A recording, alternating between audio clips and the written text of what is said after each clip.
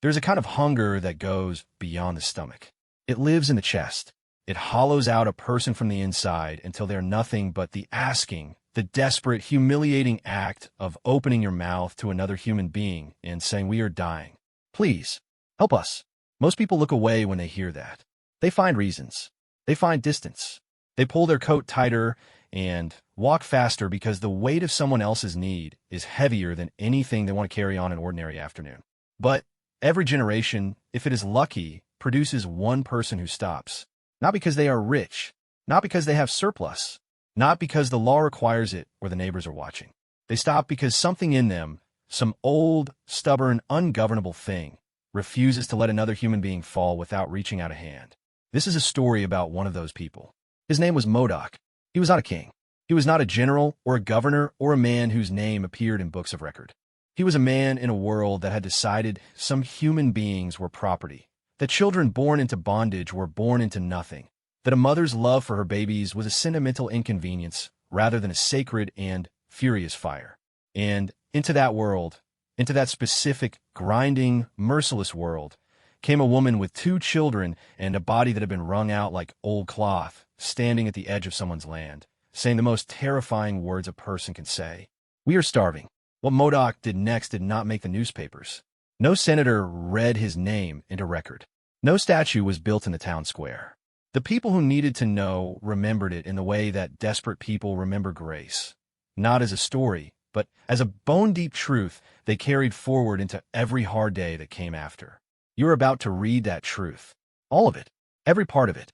The hunger and the hiding and the small, extraordinary courage of people who had every reason to give up and chose again and again not to.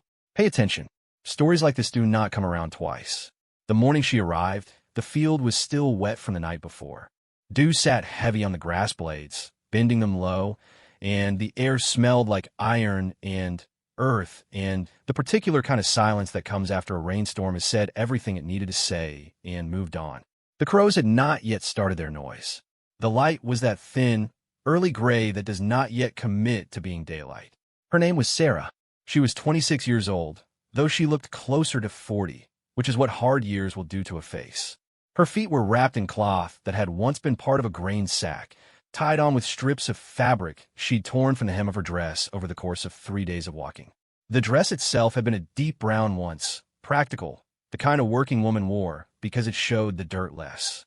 Now it was the color of the road, pale gray-brown at the hem, darker where it stuck to her legs, marked with the record of every ditch and drainage creek she'd crossed in the dark.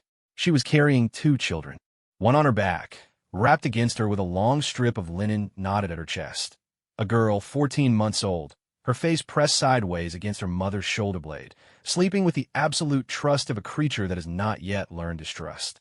One by the hand, a boy 3 years old, who had stopped crying 2 days ago not because he felt better, but because his body had made a decision about conservation. He walked. He put one foot in front of the other because his mother's hand was pulling forward and he had not been given a different instruction. His name was Eli. The girl's name was May. Sarah had named them herself, which in the world she came from was a right that was not guaranteed. She had learned early that you named your children fast and said their names often, stamped them into the air again and again until the names became facts, became solid, became something harder to erase than the paper records that reduced a human being to a line item in a ledger. Eli, May. She said their names in her head like a rhythm, like a walking song. Eli, May. Left foot, right foot, forward. She had been walking for 11 days. She did not know exactly where she was. She knew the direction, north, following the way water runs, following the tree line when it ran north rather than east, sleeping in the day, and moving at night in the early part of the journey when the roads are more dangerous and the dogs more likely. She knew she had crossed 2 rivers, one of which had been deep enough that she had held May above her head with both arms and let Eli grip her shoulders while she waited, and the cold of it had been a kind of pain that went past pain into something that was just information. This is cold. This is deep. Keep moving. And she had. What she did not know was what came next. She had been told about a town. She had been given a name by a woman she'd met at a water pump 3 weeks before the escape. A woman who had pressed her lips together in that particular way of people who have information they are risking their lives to share, and said, very quietly, "Modoc, As for Modoc, he won't turn you away. And then she had walked in the opposite direction, and Sarah had not seen her again and did not know if she ever would. Modoc. She had held the name in her mouth for 11 days like a stone. Something small and solid to press her tongue against when the fear got too wide to contain.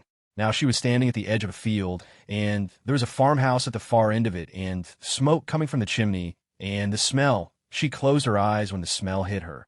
The smell of something cooking. Cornbread. Fat. Something hot. Her knees did not buckle. She had passed through the stage of knees buckling 2 days ago and arrived somewhere on the other side of it, in the still, flat country of pure necessity, where the body simply does what needs to be done because the alternative has been considered and rejected. Eli tugged her hand. She opened her eyes.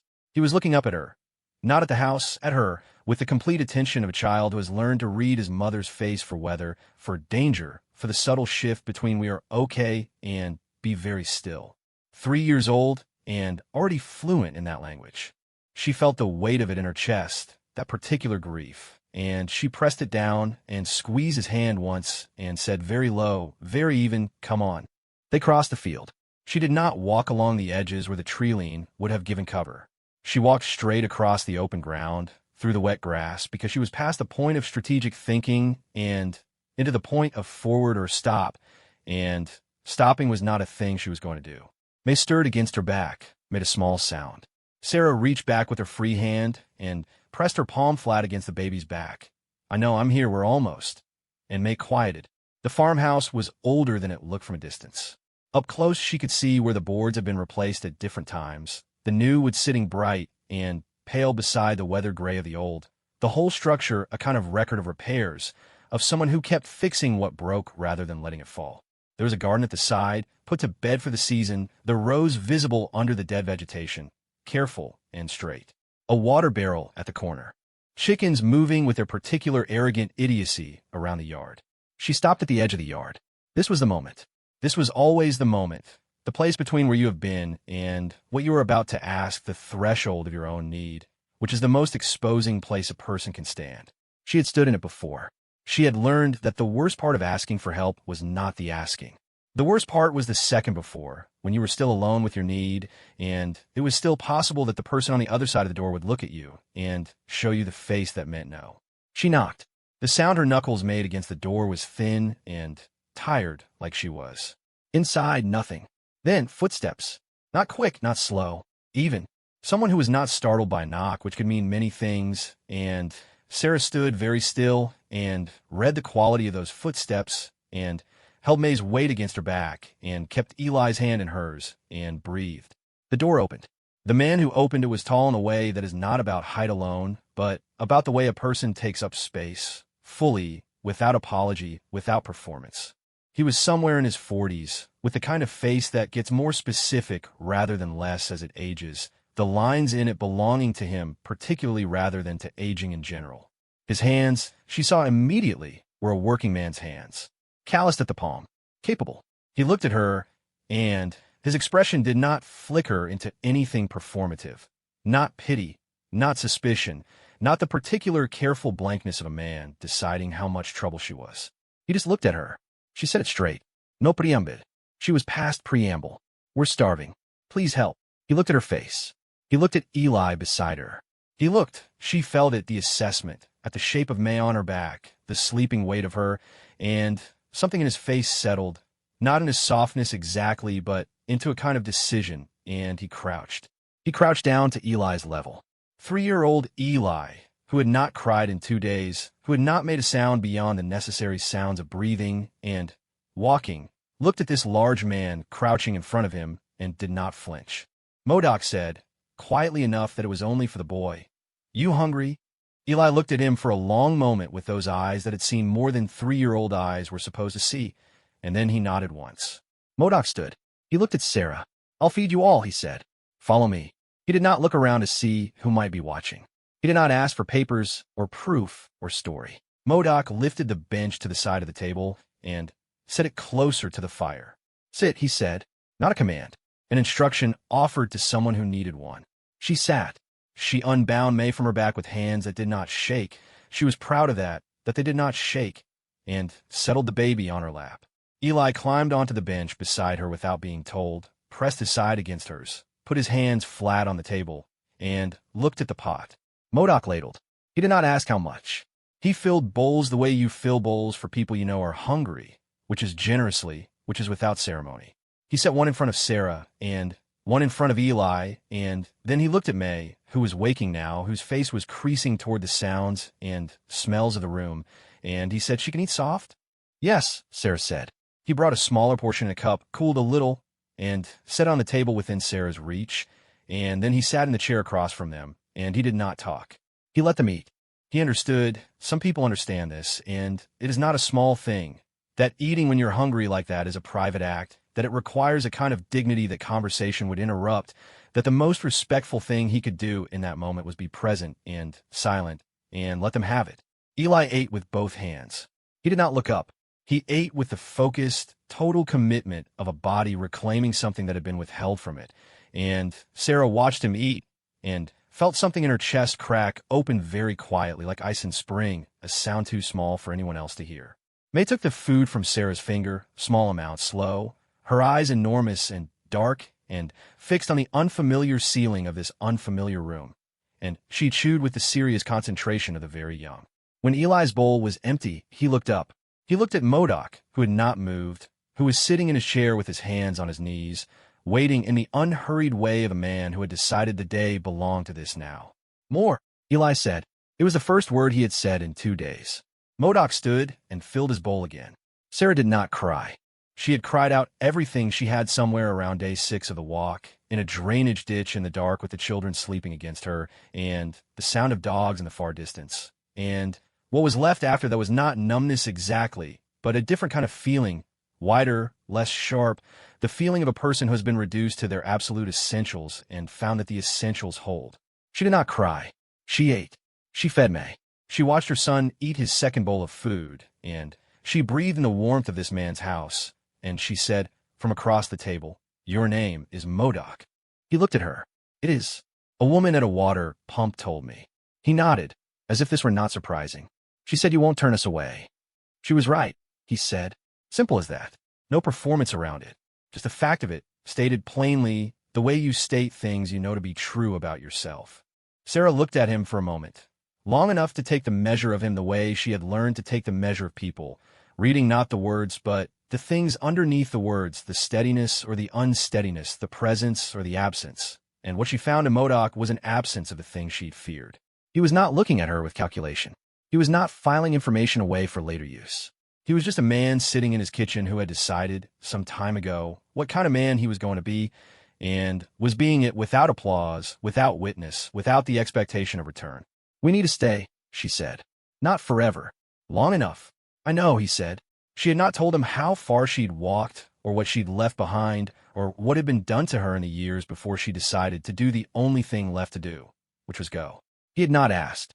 He seemed to understand that the information would arrive in its time, or it would not, and that his job right now was not information. Outside, the crows had started. The light had gone from gray to pale yellow to the committed brightness of a mid-morning that meant the world was continuing its business regardless. Somewhere down the road a horse moved, hooves on packed earth, going somewhere with purpose. Inside the farmhouse the fire did its patient work, and the pot sat empty, and the 3 refugees from someone else's idea of order sat in the warmth and breathed. Eli had fallen asleep. He had eaten his second bowl, and then, simply, without preamble, set his arms on the table and put his head down on them and gone as fast and completely as a candle blown out into the deep, bottomless sleep of a child whose body has finally decided it is safe enough. May was asleep too, back on Sarah's lap, one fist curled against her cheek. Sarah did not sleep. She sat with her back straight and her children on and beside her and looked at Modoc across the table. "Why?" she said. It was not ingratitude. It was not suspicion. It was the real question, the one underneath everything. Why do some people stop and most people don't? Why does one man crouch to a hungry child's level while the world tells him not to? What is it made of, that particular stubbornness? Modoc thought about it. He was not a man who gave quick answers to real questions. "Had a mother once," he said. "She needed someone to stop." And then he stood and began to clear the table. Sarah did not ask what happened. She had been told not to ask for the footnote. and she had lived long enough to know that 2 words do more than 20. She understood. She put her hand over Eli's where it lay on the table, her wide, rough palm over his small one, and she looked at the fire. Outside, the crows argued about something important to crows. Inside, for the first time in 11 days, the children were warm and fed and sleeping. For the first time in considerably longer, Sarah let herself feel that. Not all of it, just the edge of it, just enough. She sat in that man's kitchen, and she let herself feel that it was possible. Not certain, not permanent, but possible that they were going to be all right. The day outside the window went about its business. And inside, very quietly, something that had been clenched for a very long time began, by the smallest degrees, to loosen. Modoc came back from the back room with a folded blanket. He sat on the bench beside Eli without waking him. "There's a room in the back," he said. "Not much, but it's dry and warm. You can stay there." Sarah looked at him. "I'll stay as long as I need to," she said. "And I'll work." "I know you will," he said. Not because he doubted her, because he recognized her, the particular unbreakable backbone of a woman who will not be a burden if she can help it, who has spent her whole life being told she is a burden and has decided, somewhere along the way, to make that a lie. "Get some rest first," he said. She wanted to argue. She was past arguing. She shifted Eli without waking him. Long practice had made her expert at that, and lifted May and carried them both to the back room, which was small and plain and had a cot with a real blanket on it and a window that let in a narrow rectangle of pale morning light. She set the children down. She sat on the edge of the cot. She pressed her hands flat on her knees and looked at the floor for a moment. Just the floor, the plain boards of it, this man's floor in this man's house that she had walked 11 days to find. Then she lay down beside her children. Sleep took her before she had time to say thank you. Outside, Modoc stood at his kitchen window and looked out his field and the tree-line beyond it and the wide, difficult world that began past the tree-line and went on without end. He had done this before. He would do it again.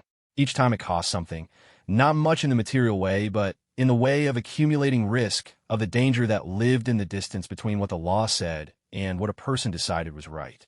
He had made his peace with that distance a long time ago. He turned away from the window. He went out to work. She slept for 14 hours. She woke to the sound of May crying. Not the thin, defeated cry of the last several days, but the loud, indignant cry of a baby who has decided the world owes her an explanation for the current state of affairs. And Eli pressed against her side, warm and heavy in sleep, and the rectangle of window had gone from pale morning to deep evening dark, and for 3 full seconds she did not know where she was. Then she knew. She sat up. She took May before the crying built into something that would wake the whole house. She held her against her shoulder and moved to the window and looked out at the dark field and the darker tree-line and said, very quietly, against the baby's ear, I know. We're here." May did not know where here was. She was 14 months old. Here was wherever her mother's body was. She settled. Sarah stood at the window for a long time. She was thinking, not in words exactly, but in the particular wordless way of a person cataloging a situation. What she knew, what she didn't, what she needed to do. She was good at this. She had learned to be good at it because the alternative was to feel everything at once, and everything at once was a kind of flood you did not survive. What she knew, Modoc had given them food, shelter, safety, and had asked for nothing beyond what she had already offered. He was alone on the farm. She had registered the absence of a wife or children or any other person, the singular way the house was ordered, everything in its place, but for one person only. He worked the farm himself. He did not appear to be a man of significant means, but he was not a man of significant need either. The farm was modest and well-kept and productive in the way of a place tended by someone who understood the relationship between work and return. What she didn't know, how long she could stay, where she was going after, whom Modoc was to the people in the nearest town, and what her presence here cost them in terms of their opinion, their scrutiny, the particular social mathematics of a community deciding how much grace it would extend to a man who made unusual choices. What she needed to do, everything. She had skills. This was the word she turned over in the dark, skills, because it was important, now more than ever, that she not think of herself as a woman who had arrived empty-handed. She had arrived carrying 2 children and 11 days of road and a body that had been pushed past what most people would survive, yes. But she also knew the following things. She knew how to cook for large numbers, having done so for years under conditions that would make most people quit. She knew how to preserve food, to salt and smoke and jar, with the precision of someone whose survival had once depended on understanding exactly how much longer a thing would last. She knew how to sew and mend and could do so with a speed that other women had commented on, sometimes with admiration and sometimes with the particular calculation of people assessing usefulness. She knew about animals, chickens and hogs, and the specific temperament of a workhorse who had decided today was not a day for work. She knew about gardens, about what grew in which soil, and when about the signs that told you when a plant needed more or less water or was sick in a way that would spread. She was not helpless. She wanted to make sure Modoc knew she was not helpless. She was still standing at the window with May on her shoulder when she heard him in the kitchen. The sound of the fire being built, the particular sound of a man starting his morning, the sounds of purpose in a small space. She looked at the window. The dark outside was the dark of very early morning, not of late evening. She had slept through the whole night, and part of the one before. She came out of the back room. He was at the fire with his back to her. He turned when he heard her, not startled. She noticed that about him, again, that he was not a man who startled. He looked at her with May on her shoulder, and Eli presumably still sleeping behind her. And he said, "I was going to let you sleep." "I've slept," she said. He looked at her for a moment, assessing, but not in the way she'd been assessed before, not taking inventory of what she was worth in the way that reduced a person to their functions. More like reading, like he was reading a situation and recalibrating. "Can you eat?" he said. "I can help first." "Can you eat?" he said again, patient. She sat down. She ate. He gave May something soft from a bowl. He had thought about what May could eat, had prepared it already, which told her something about the quality of his attention. And Sarah ate and held May and felt the strange off-balance sensation of being taken care of, which was a sensation she did not have good footing for. When Eli woke, he appeared in the doorway of the back room with his hair sticking up on one side, and his eyes still heavy with sleep, and he looked at Modoc, and Modoc looked at him, and something passed between them, some small, unceremonious recognition. And Eli came to the table and climbed onto the bench and said to no one in particular, "Hungry." Modoc fed him. That was the beginning of the days at Modoc's farm. They established their shape quickly, the way days do when they have work in them. Sarah started on the animals while Modoc went to the far field. She discovered 3 things. The chickens were difficult, the single milk cow had opinions, and there was a corner of the barn where someone had started organizing tools and then lost interest or time, and the sight of it, the half-completed project, the disorder sitting next to the order, irritated something in her that she was grateful to be irritated by. She spent a portion of the first morning sorting it. She did it with May on her back, and Eli sitting on a hay bale with a stick he'd found, working at something with the focused seriousness of a child turning the world into an experiment. When Modoc came in at midday and saw the barn corner, he stopped. He looked at it for a moment. He looked at Sarah. "You didn't have to do that," he said. "I know," she said. "I wanted to." He nodded. He understood that kind of wanting. They ate midday together, all 4 of them at the table, and Modoc talked to Eli with the particular straightforwardness that children respond to from adults who do not perform for them. Asking real questions, waiting for real answers, receiving Eli's 3-year-old logic with the same consideration he would give the logic of an adult, which is to say seriously and without condescension. Eli bloomed in it like something that had been kept in the dark being moved to a windowsill. Sarah watched this and felt the ice crack feeling in her chest again, quiet and private. The days continued. She fixed things. There is always something to fix on a working farm. A fence post that had tilted, a gap in the chicken yard that she re-wove with branch and wire, a section of the kitchen garden where the soil had hardened and needed breaking. She worked with the efficiency of someone who has never had the luxury of doing one thing slowly. She worked with May on her back until May was big enough and trusting enough of the space to sit on a blanket on the ground near where Sarah was working, surrounded by whatever safe objects Sarah could find to keep her occupied. And then she worked with May doing her own investigations of the earth and the grass and the astonishing complexity of a single beetle. Eli followed Modoc. This happened gradually over the first 2 weeks, and then it happened completely the way a child's attachment happens, without announcement, without ceremony, simply by virtue of proximity and the slow accumulation of small, trustworthy moments. Modoc did not push it and did not pull back from it.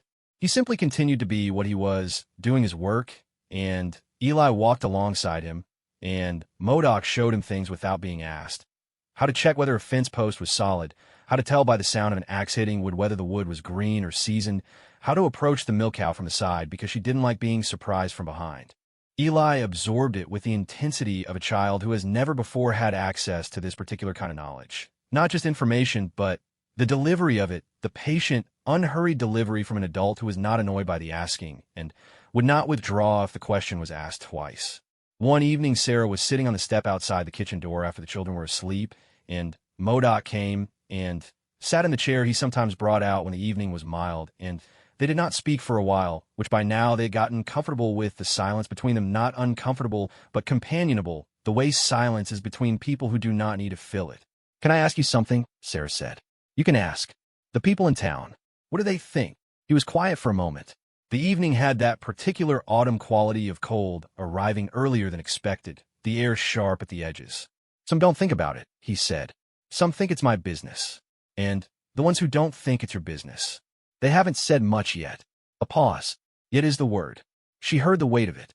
She was not naive about what her presence cost him in the social ledger of a small community. The whispers that would travel from house to house, the careful conversations that would happen in the spaces between other conversations, the way a man who did unusual things could accumulate a reputation that closed doors slowly and then all at once. "I should think about moving on," she said. He looked at her. "Where?" he said. Not sharply, just the question. She didn't answer because she didn't have an answer. Forward was the only answer she had ever had. And forward was a direction rather than a destination, and directions eventually require a destination, or they are just walking. "There's no rush," he said. There might be, he agreed. "But there isn't yet." He said, yet the way he'd said yet before, with the knowledge of a man who has lived long enough to distinguish between the threats that are immediate and the threats that are theoretical, and who has learned to act on the former and not exhaust himself on the latter. She did not press it, but she thought about it.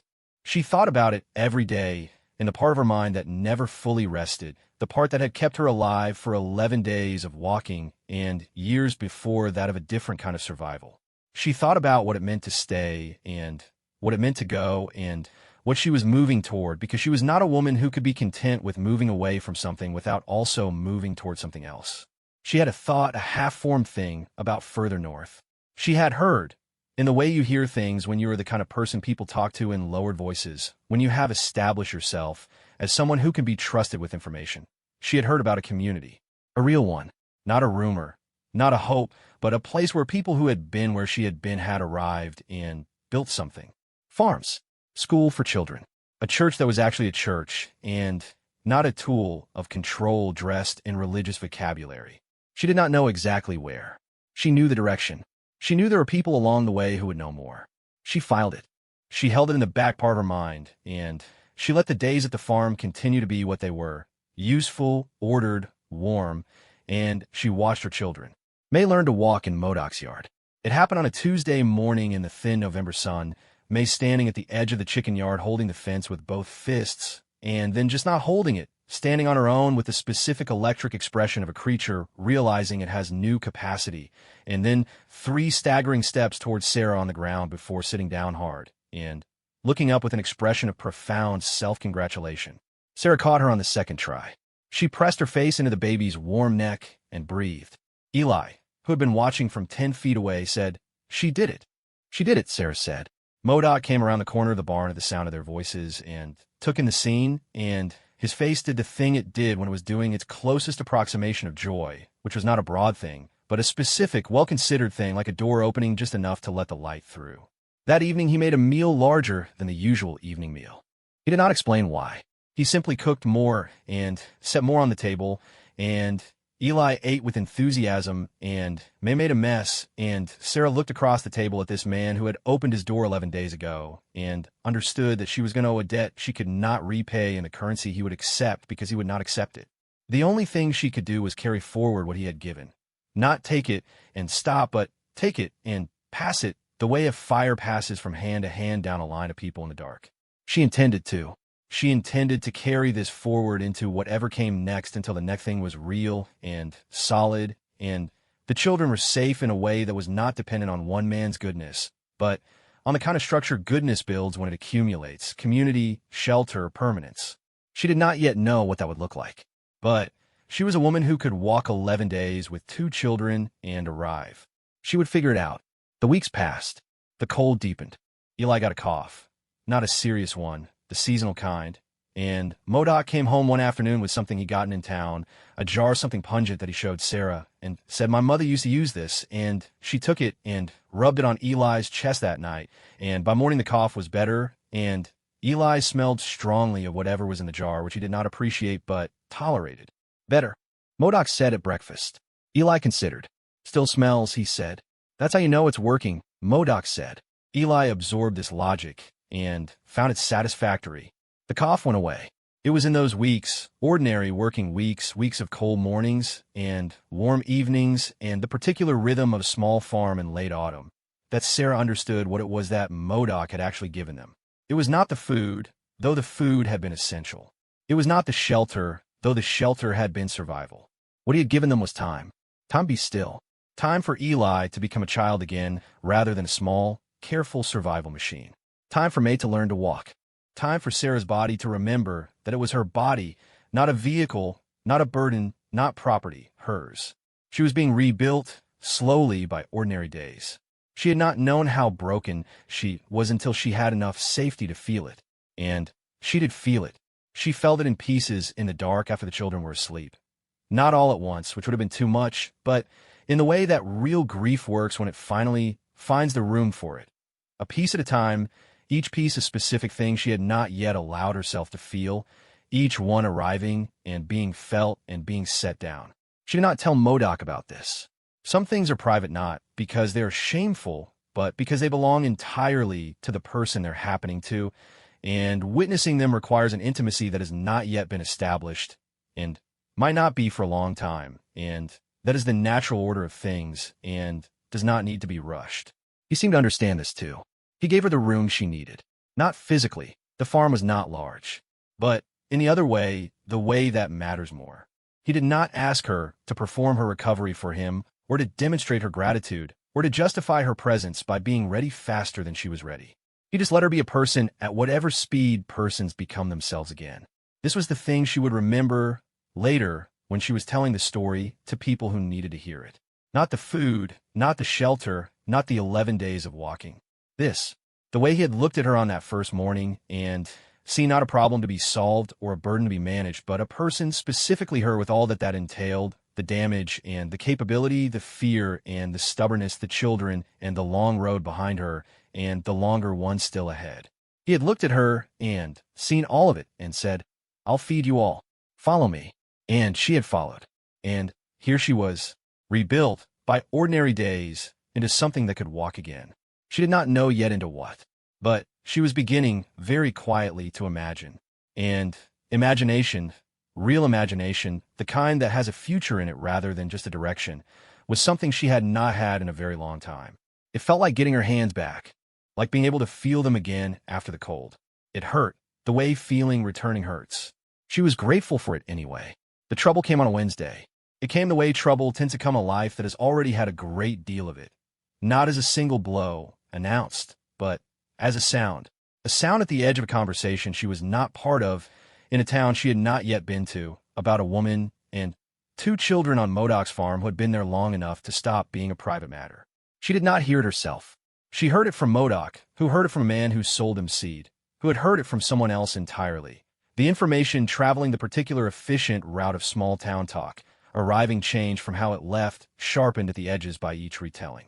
What they were saying, some of them, not all, but some, was that there was an outstanding question about who she was, about where she'd come from, about the paper record that either did or did not follow a person like a shadow through the world, and whether a man was harboring something he should not be harboring, and whether the fact that he had made no secret of her presence was an act of principle or an act of recklessness or the kind of naivety that good-hearted people sometimes commit when they stop thinking about consequences. Modoc told her on a Thursday evening. He told her plainly, without dressing it or softening it, because he had understood from the beginning that she was a woman who required the plain truth rather than the managed version of it. She sat at the table and listened. Eli was asleep. May was asleep. The fire did its work. She kept her hands flat on the table and listened. When he was done, she said, "How much time?" Not a question, a request for information. "I don't know for certain," he said. "Could be nothing comes of it. Could be something. But if something comes..." He was quiet for a moment. He was a man who did not give you a false number to make you feel better. "A week. Maybe 2. She nodded. She looked at her hands on the table. She thought about the half-formed thing in the back of her mind. The community further north, the direction she'd been given, the people along the way who would know more. She had been letting it sit in the back because she had needed the ordinary days, and the ordinary days had been giving her something essential. But the ordinary days had an end point now, which was also a beginning point, which was how this had always worked. The safety becoming the foundation for the next movement, not the destination itself. "I need to go north," she said. He had not asked how she knew. He did not ask what was north. He looked at her for a long moment, and then he said, "I know someone who can tell you more about that route. I'll write a name." She looked at him. "You've done this before," she said. "Once or twice," he said. Not a confession, a fact stated evenly about who he was and what he did with his particular stubbornness when confronted with people who needed a door, and he happened to have one. The preparation took 3 days. She would have rather it took one, but Modoc was systematic, and there were things that needed to be assembled that could not be assembled hastily without the haste becoming a liability. Food, packed for travel in a way that would last. Not the desperate food of her first journey, but real food, prepared food, food with thought in it. Clothing. He found things she did not ask from where that were practical for cold travel, a coat for her, something warmer for Eli, boots for Sarah that fit, which she stood in the middle of the kitchen wearing and looked down at and said nothing because there was nothing adequate to say. A sealed letter, the name and address of the first person on the route, written in Modoc's even, careful hand. Money, a small amount, tucked into the lining of her coat with such quiet efficiency that she almost missed it until the evening before departure when she put the coat on and felt the weight of it, the specific weight of coins and cloth, and she reached in and found the folded edge and pressed her lips together hard. She went to find him in the barn. He was checking the harness of the horse, not the workhorse, but the other one, the smaller, faster animal she had not paid much attention to because it was not hers to pay attention to. Now she understood its purpose. "You're going to drive us part of the way," she said. "As far as I can, without it becoming a question," he said. She stood in the barn doorway and looked at him with the harness in his hands and the smell of hay and cold air and horse all around them, and she thought about the water pump woman who had said his name, who had pressed her lips together and risked what she risked to pass on one piece of information. Ask for Modoc. He won't turn you away. How many times had that happened? How many people had stood at how many water pumps and received his name from someone else who received it from someone else? The name traveling backward through the route he enabled, accumulating as it went, not fame, not reputation exactly, but something quieter and more durable. A truth, a dependable fact in a world that had very few of those for the people who needed them most. "How many?" she said. He looked at her. "Before us," she said. "How many others?" He thought about it in the way he thought about real questions. "I stopped counting. Not because it wasn't worth counting. Because counting had not been the point." She nodded. She went back inside and sat with her children through their evening meal and put them to bed and sat on the edge of the cot in the back room where she had slept her first real sleep in years, and she thought about what she was leaving and what she was going toward and whether those were different things or the same thing understood from 2 different directions. She thought about the community, real farms, school, a church that was actually a church. She thought about Eli's face when Modoc showed him how to test a fence post. She thought about May taking her 3 staggering steps in the chicken yard. She thought about herself standing at the window in the early morning dark with May on her shoulder saying, I know, we're here." She needed a here that was permanently hers. Not borrowed, not dependent on one man's courage and the town's current tolerance of it. She needed ground she stood on by right rather than by permission, and she needed it for her children, and she had always known she needed it, but she had not been able to want it until she had been given enough rest to want things again. Wanting things was a risk. Wanting things meant having something to lose. She had spent years not wanting things in the specific, named way, keeping her desires general and directional, north, forward, away, because specificity was the luxury of people who could afford to lose, and she could not afford to lose, and she had her children to protect. But now she was naming the want. Real farms. School. Church. Hers. She was going to walk toward it the same way she'd walked toward Modoc's door. Not knowing exactly what she'd find, but knowing enough about the direction, trusting the information given to her by people who knew the route because they had walked it themselves. Morning came with the particular earliness of a departure that cannot afford to wait for the day to get comfortable. She fed the children before the sun was properly up. May ate with the cheerful efficiency of a baby who has rediscovered appetite. Eli ate with the focused attention of a child who had processed, in the wordless way of children, that this morning was a different kind of morning and was receiving the information with the steady seriousness it warranted. When Sarah began wrapping May back into the carrying cloth, Eli came to stand in front of her. "We're going again," he said. "Yes," she said. He thought about this. Like before, she looked at him, his face, his clear, serious, 3-year-old face that had carried more than any 3-year-old face should carry. And she said, "Not like before. Before we were going away from something. This time we're going towards something." He considered this distinction with visible effort. "What's something?" "A place that's ours," she said. He looked at her for a moment longer. Then he nodded once, decisive, the logic having been found satisfactory, and he picked up the small bundle that had been packed for him and held it in both hands and turned toward the door ready. She had to look away for a second. Just a second. Modoc was waiting outside with a wagon already prepared, the horse patient in the cold, the morning air carrying the particular bite of a winter that had found its footing. He looked at them as they came out, and he did not say anything ceremonial because he was not a ceremonial person, but he helped Eli up onto the wagon board and held the horse steady while Sarah climbed up with May, and then he climbed up himself and took the reins and clicked the horse forward, and they went. The farm went past them, the barn, the chicken yard, the garden under its winter sleep, the rows of it still visible, patient and waiting. The corner of the barn that she had sorted on her first morning, the tools now ordered and accessible, a small and permanent change to the world she was leaving. She did not look back after the first turning.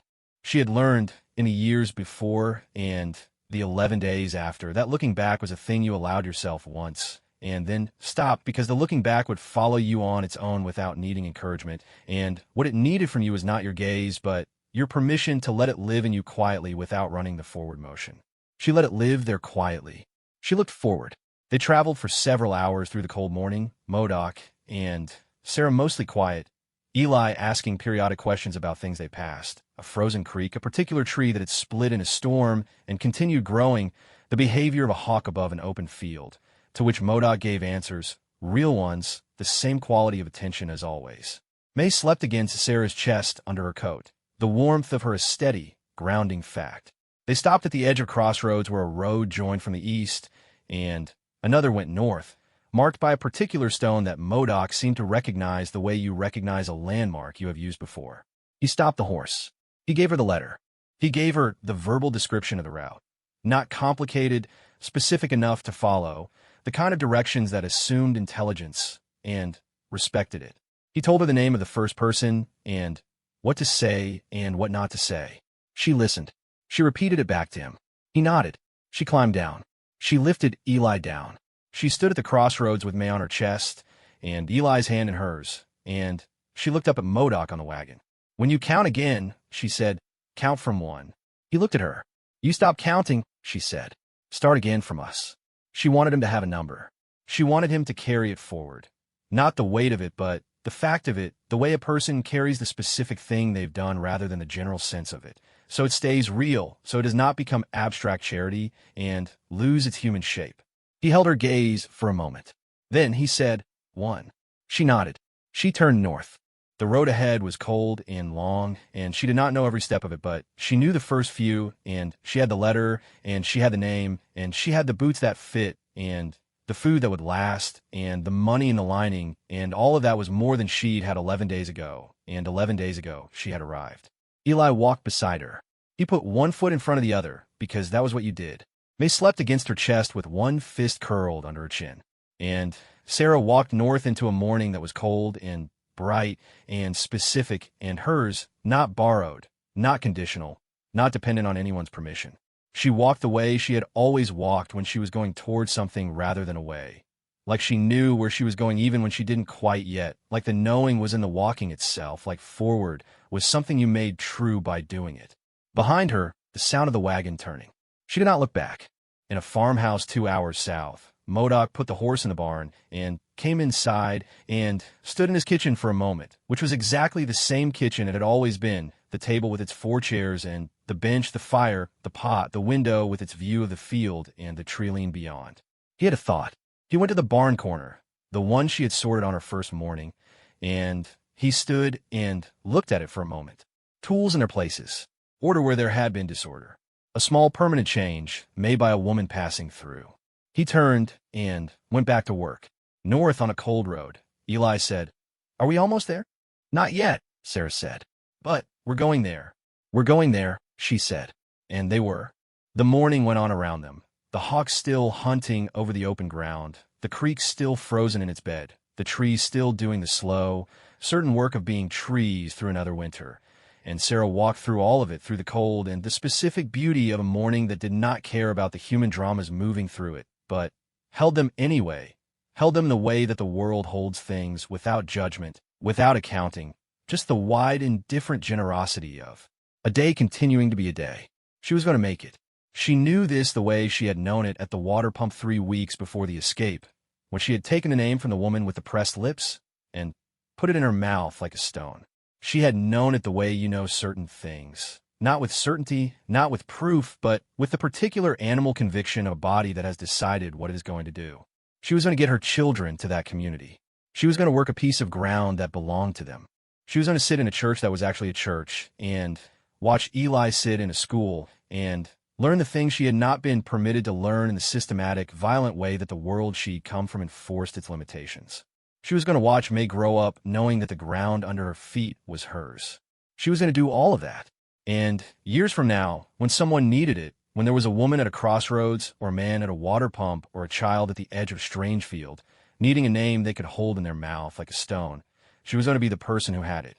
She was going to press her lips together and lean close and say, "Go there. Ask for her. She won't turn you away." Because that was how it worked.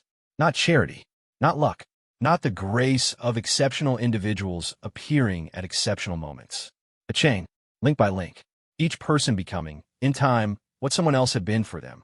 Modoc had been a link in that chain before her, and she was going to be a link after him, and between them they would pull forward something that the world they'd come from had tried very hard to break.